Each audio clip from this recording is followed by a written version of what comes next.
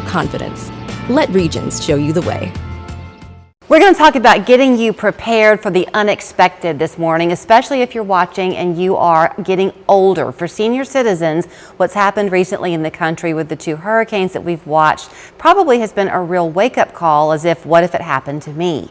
Well, Nancy Cogar is back on the show. She, of course, is an elder law attorney, and this is very much on your mind. So good to see you. It was so horrible for just everyone in general, but of course, you know, I was thinking about the older people, people that have limited mobility, have ongoing medical issues. You know, there's so many complications when something like that comes up. Okay, so let's focus for a minute on North Carolina. Can we do that? I guess because it's just been the more visible thing in the news. For those people have been quite literally cut off.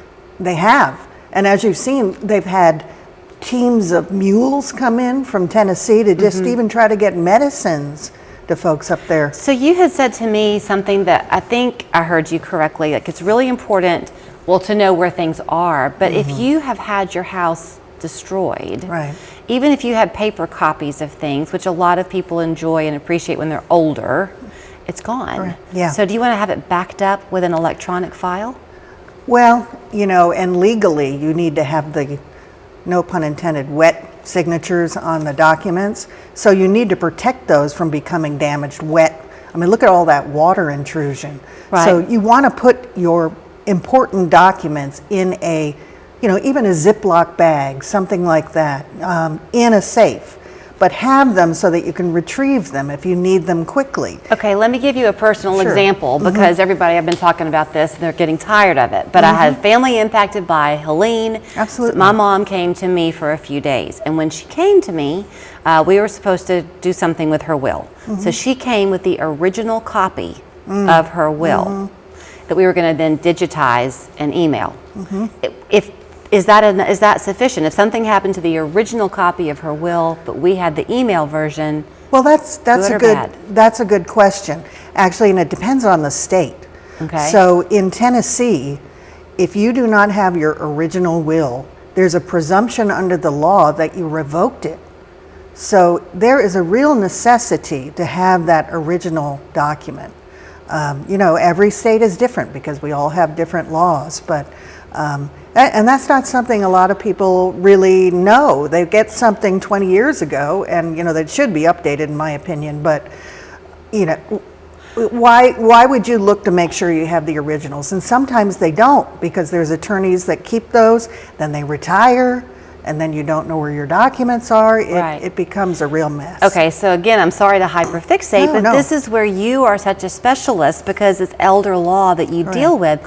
So you talked before about the importance of estate planning and really guiding people through all the things to consider. You know, and I've said this before, it's just such a minefield that you really want someone that's aware of these issues and what can come up, so that you have those things in place. You know, you and I have talked about this before, but you don't want some cookie cutter document that is a one size fits all, because as you know, one size does not fit all. And when it comes to older people, if you have an emergency, you know, they're going to need prescriptions. Maybe they have ongoing treatment. You need to document some of those things. Have that on file.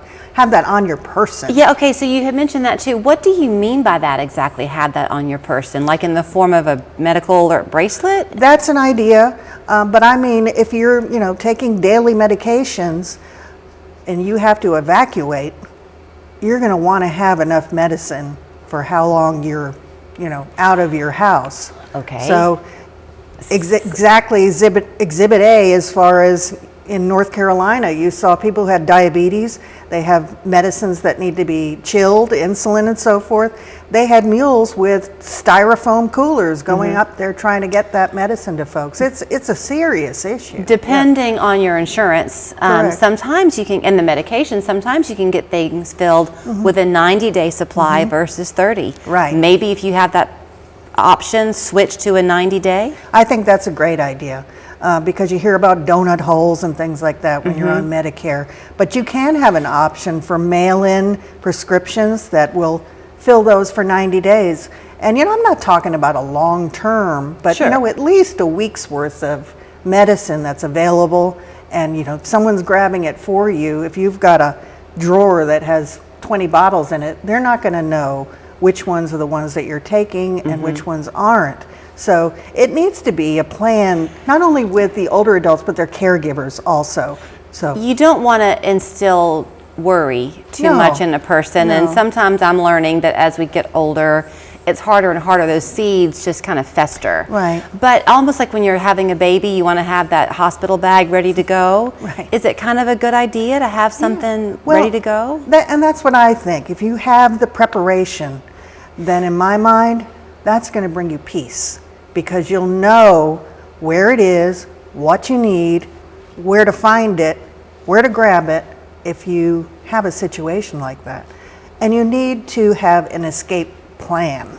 I mean, I think that these two recent storms have really shown you need to know. I mean, even if you're in assisted living or in a nursing home, your family needs to know what that facility will do and won't do, and when. I mean, this is so I want to come back to you then and let you be the quarterback of the team for a minute. First of all, she has this great podcast called Boomer Time, and you can listen to that, and she'll talk all of this through at an even longer length. But if someone's watching and they themselves are older, they have an aging parent or grandparent, if they call you and just kind of get an initial conversation about how you can guide them, do you begin at point A for people? Absolutely. And carry them through? Absolutely. Normally what I'll do is, if they have prior documents, I'll have them bring them in, and if they don't have to bring anything in. But we'll sit down and have a strategy session. That's what I call it, where we get to know me, I get to know you, talk about your concerns, talk about special circumstances, and then we talk about options. Because, like I said, it's not a one-size-fits-all. That it depends on your circumstances. And I also tell my clients, Julie, that if something happens, I want to know. I don't want you to put your documents in a drawer for 20 years and, that's it. Well, then just put this phone number on the refrigerator, and then you can give her a call, 892-2006. Online, it's nancycogar.com. Don't forget about the Boomer Time podcast. I think it's a great thing. You can feel like you know her even more. Thank you. And there are some resources on Boomer Time when we talked about this issue. So if you go to emergency preparedness, you'll find a checklist, some prepared advice, things like that. Perfect. Thank you. Thank you. Technology is everywhere. Count on Local 3 News to help you make the most of it. I'm Jamie Tucker. I help find ways to make your life easier, save cash, and recognize scams.